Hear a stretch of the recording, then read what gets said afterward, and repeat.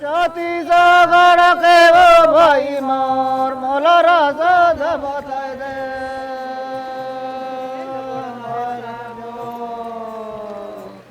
छत्तीसगढ़ के वो भाई मोर मोलरा सद बताए दे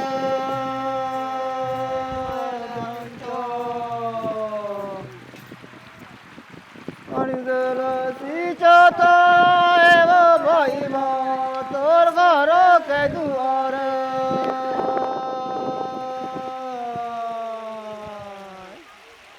बुझता है वो भाई मोर तोर घर के दुआर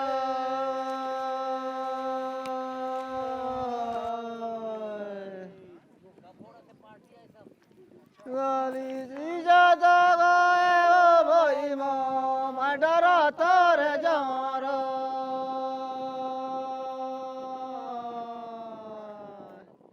नदी में नहा धोकर बैगा लड़कियां और महिलाएं श्रृंगार कर चुकी हैं। इन बैगा महिलाओं के वस्त्रों में आप एक समानता देखेंगे।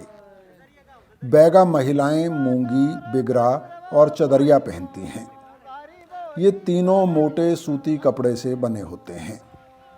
चटख लाल रंग और सफ़ेद कढ़ाई वाली मूंगी धोती बैगा महिलाओं की खास पसंद है। विशेष मौक़ों पर बैगा स्त्रियां नृत्य के लिए शरीर पर मूंगी लुगरा ही पहनती हैं। बैगा युवतियां बालों को खूब सजाती हैं। ये युवतियां सिर के जूड़े और बालों को तरह तरह की पिनों से सजाती हैं। छत्तीसगढ़ के वो भाई मोर मोलरा सद बताए दे गले में रंग बिरंगी माला के अलावा गिलट की मोहरें पहनती हैं। कानों में तरकल और मूंगों की बाली, हाथों में गिलट के चूड़े और पैरों में पैजन यानी पाजेब पहनी जाती है।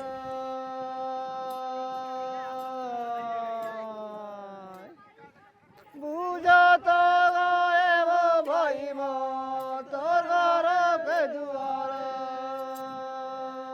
नदी किनारे मौजूद बैगा महिलाओं के इस दल में कुंवारी युवतियों के अलावा शादीशुदा और बच्चों वाली स्त्रियां भी शामिल हैं। नदी पर स्नान करने के बाद यह दल गौरा गांव की तरफ बढ़ता है। बैगा महिलाओं का यह समूह दरअसल एक नाच दल है। बैगा महिलाओं की यह टोली पड़ोसी राज्य छत्तीसगढ़ के कवर्धा जिले के गबौड़ा नाम के गांव से आई है।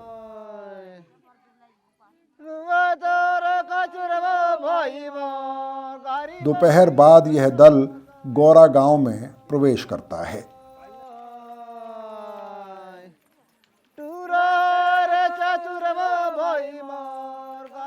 नमस्कार दोस्तों, मैं हूं श्याम सुंदर और आप देख रहे हैं मैं भी भारत। आज हम आपको मिलवा रहे हैं बैगा आदिवासियों से और आज आपको बताएंगे इन आदिवासियों की सदियों पुरानी एक परंपरा के बारे में जो अब धीरे धीरे लुप्त हो रही है। आज मैं जहां से आपसे बात कर रहा हूं, यह समनापुर तहसील है, मध्य प्रदेश का डिंडोरी ज़िला है और गौरा नाम का ये गांव है।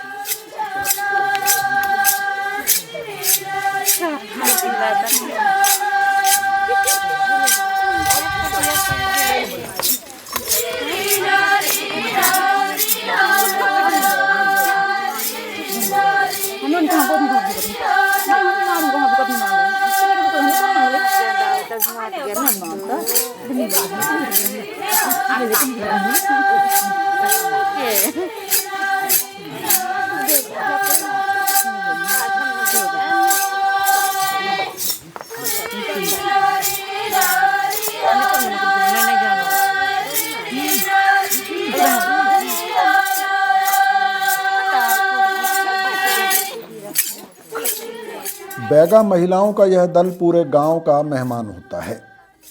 इस दल की आवभगत और खाने पीने का इंतजाम करना पूरे गांव की जिम्मेदारी होती है। इस काम को समाज में जिम्मेदारी के पद पर मौजूद व्यक्ति का परिवार संभालता है। मसलन गांव का पटेल या मुकद्दम सारे गांव की तरफ से इस दल का स्वागत करता है। इस क्रम में जब दोपहर को महिलाओं का दल विश्राम और स्नान के बाद गांव लौटता है तो इस दल में मौजूद औरतों और युवतियों को टीका लगाकर उनका स्वागत किया जाता है। स्वागत में बैगा परंपरा के अनुसार सभी को पत्ते के छाका में थोड़ी थोड़ी घर की बनी महुआ की शराब भी पिलाई जाती है।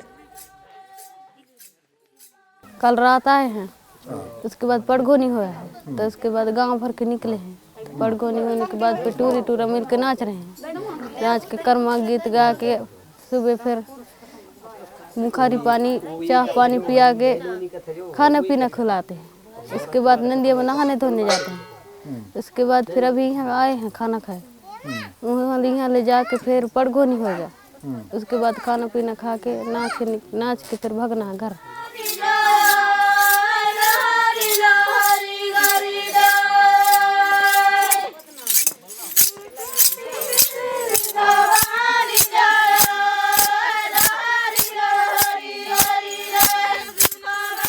गांव में पहुंचकर बैगा नाच दल में शामिल लड़कियां समाज के आगेवानों यानी समाज के प्रमुख लोगों के घर जाकर नाचती हैं।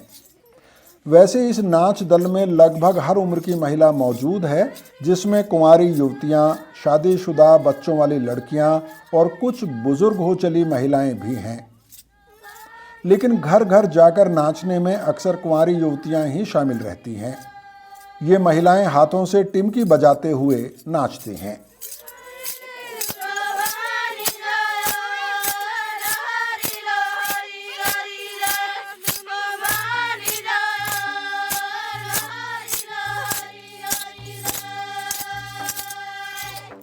बैगा समाज में ऐसे होता है, हम नाचने के लिए जाते हैं तो फिर दूसरे वो गांव में जाते हैं तो उसके गांव में खाना पीना खा के भगते हैं, तो वो गांव के फिर हमारे गांव में जाते हैं।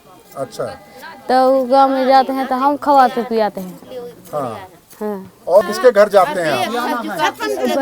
सरपंच के घर में जाते हैं। सरपंच के घर में जाते हैं। वहाँ क्या होता है? अभी नाचेंगे, गाँव तरह से ऐसे गाते रहे थे। अच्छा, जैसे अभी गा रहे थे वैसे गाते हैं। हाँ। अच्छा।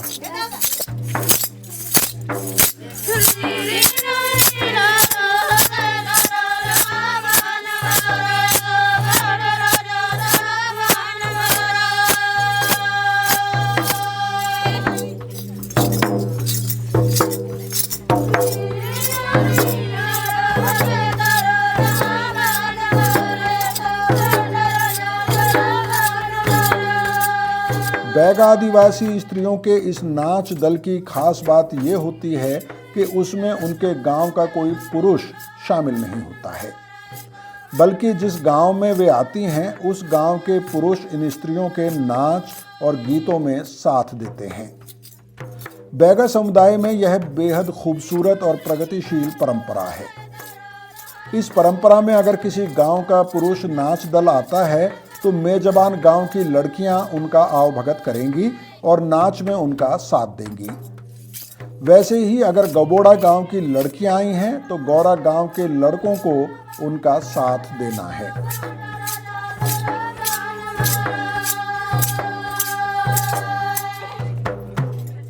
कभी तो हम मतलब अच्छी ठंड देख के बैग आ जाती, अच्छी ठंड देख के वहाँ नचे आए रे, वहाँ आए रे, वो कर चूल्हा में आगे भी नहीं जल रहे और तत्काल उठना पड़ेगा और उसके घर में और वो नाच थकूते में जाना पड़ेगा।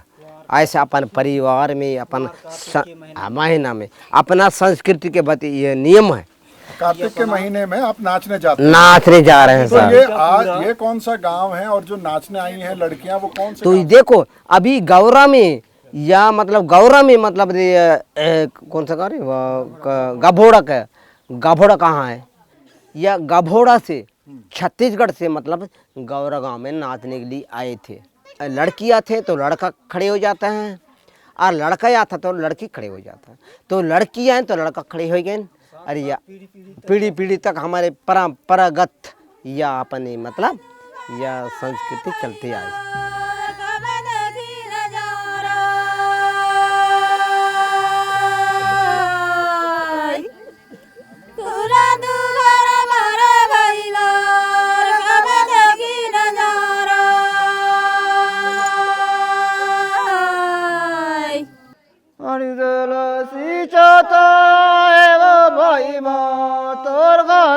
के द्वार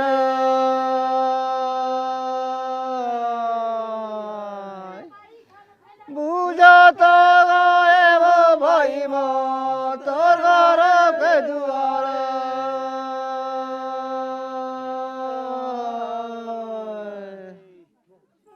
ददरिया नाच गीत और भावनाओं का एक अद्भुत मिलन है। यह प्रेम की अभिव्यक्ति है। ददरिया एक दूसरे के प्रति आकर्षण, प्रेम और खूबसूरती के कोमल भावों से मिलकर बनता है। ददरिया में स्त्रियां नाचती हैं और उनके पुरुष साथियों के साथ गीतों के द्वारा संवाद होता है। ददरिया गीत किसी प्रियजन के प्रति प्रेम की अभिव्यक्ति, काम और जीवन के बारे में शिकायत या फिर कोई कहानी सुनाने के लिए गाया जा सकता है। इसके अलावा जंगल में आदिवासी अपने देवताओं को पुकारने के लिए भी ददरिया गाते हैं। बैगाओं को ददरिया गाने के लिए किसी विशेष अवसर की जरूरत नहीं होती है। वे इसे अपने दैनिक कार्य जैसे जंगल में लकड़ी, फल या कांदे जमा करते हुए, जानवरों को चराते हुए या फिर कोई और काम करते समय गा सकते हैं।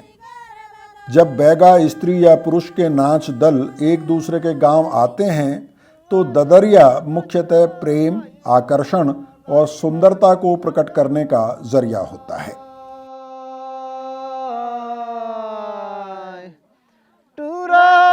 चतुर भाई मार गारी बोली लडराता गभोड़ा गांव से आए हैं नचैया। हमारा पूरा न आजी दादीपुर का पंगतले नाचत कूदत आई नहीं, हमारे परंपरागत चल रहे हमारे बैगा के। तो नाचा कूदा गाना बजाना सारी चीज़ कर रहे हैं। कर्मा गाथन, रीना गाथन, झरपट गाथन, ददरिया गाथन। हाँ। तो ये जो आपने बताया ददरिया, हाँ। झरपट, रीना, सैला, इसमें क्या फर्क है? ददरिया क्या कब गाया जाता है, झरपट कब गाया जाता है, सैला कब गाया जाता है, इसके बारे में थोड़ा बताइए। तो रात के टूरी पड़घुनी होता है। पड़घुनी होए के बाद से फिर कर्मा ठाड होथन मांदर धर के। तो मांदर धर के फिर ठाड हो कर्मा गायन तहाँ ले फिर टूरी टूरा फिर मिल के नाचते हैं। मिल के नाच के रात भर नाच के बाद में बिहान होते तो उनमें फिर झरपट गाथन। हाँ, झरपट गाथन वहाँ ले फिर झरपट गाय के फिर कर्मा ढिल के तहाँ ले फिर बिलम के फिर ददरे शुरू करथन। हाँ। और रीना? रीना आवत के समय गाते हैं। अच्छा। आवत के समय यार फिर पड़घुनी होते तहाँ गाते हैं रीना। पड़घुनी में क्या होता है? पड़घुनी क्या होता है? पड़घुनी मारे टूरी टूरी पड़घुनी होता है। हाँ। मारी ना झूलते हैं। अकक पार्टी हो के नचे पार्टी अलग रही और गाँव पार्टी अलग रहते हैं। अच्छा। हाँ। नाचने वाले अलग रहते हैं, गाने वाले हाँ अलग। रहते हैं। हाँ वो पड़घुनी होते हैं। अच्छा। हाँ। कंपटीशन होता है? वहाँ फिर मांदर बजाते हैं, तुंजल तुंजल चक धुंजल तुंजल तुंजल करवाते हैं तो फिर झूलते हैं। हाँ। क्या फिर से बताइए कैसे होता है? मांदर बजाते हैं साहब, वहाँ तुंजल तुंजल चक धुंजल कराते हैं तो फिर जैसे मांदर बजते ऐसे झूलत फिर जाते हैं। हाँ। हाँ। तो जैसे जैसे मांदल बजता है उसी पे आप झूमते हैं? हाँ इसने फिर नचते हैं। हाँ। हाँ।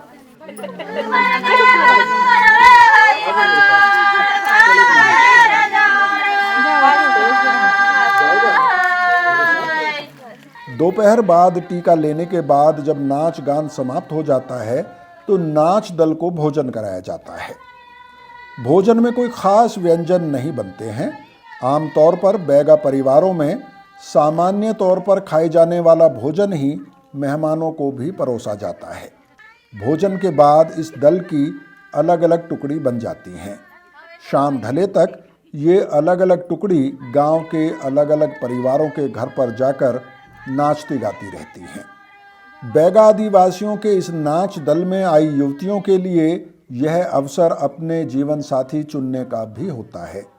इस गांव यानी गौरा में आई गबोड़ा की युवतियों को नाच के दौरान अगर इस गांव का कोई युवक पसंद आ जाता है तो वह लड़की उस युवक को विवाह का प्रस्ताव दे सकती है।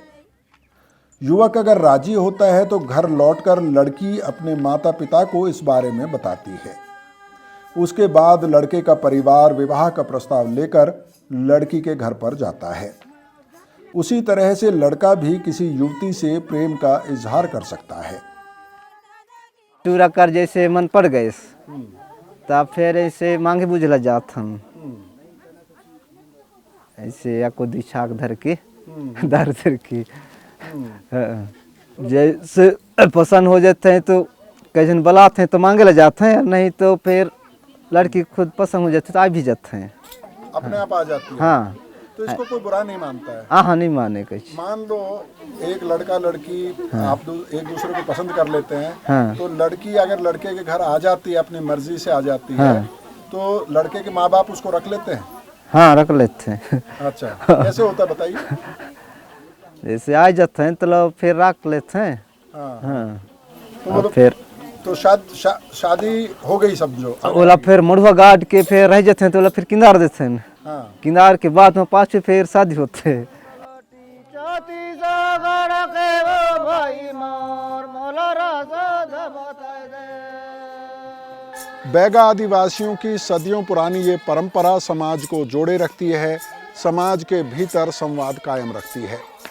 इसके अलावा ये परंपरा बैगा आदिवासी युवक युवतियों को उनके जीवन साथी चुनने का अवसर भी प्रदान करती है।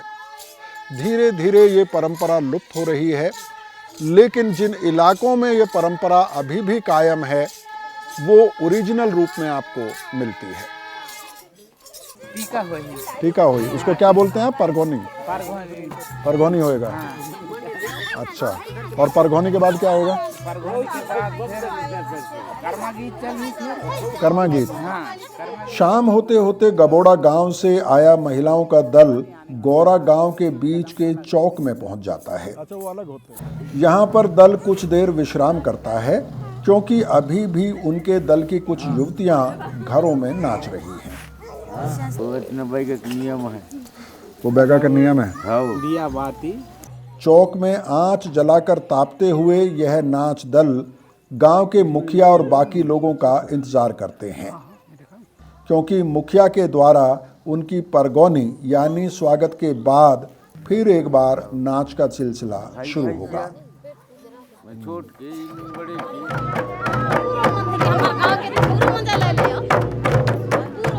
जब नाच दल की सभी युवतियां आ चुकी होती हैं तो फिर दल गांव के चौक में नाचने की तैयारी शुरू करता है।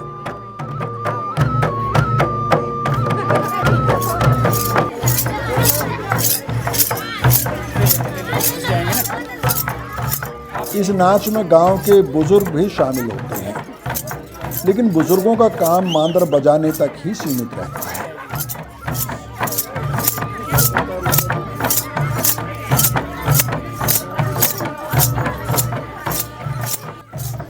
नाच दल की लड़कियों के साथ धीरे धीरे गांव के लड़के भी शामिल हो जाते हैं। यह नाच घंटों तक चलता रहता है। इस नाच के बाद गौरा गांव के लोग गबोड़ा की लड़कियों को विदा करते हैं।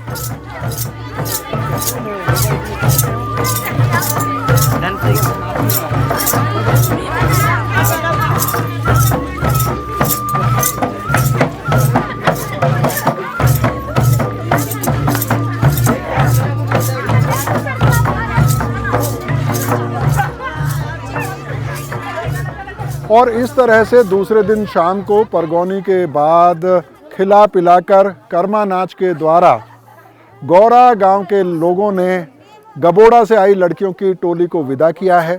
अब गौरा गांव की लड़कियां गबोड़ा गांव जाएंगी और वहां के लड़के यहां की लड़कियों के साथ नाचेंगे, गाएंगे, उनकी आओ भगत करेंगे और इस तरह से बैगा आदिवासी समुदाय के बीच ये आदान प्रदान, ये आना जाना, ये संवाद चलता रहता है।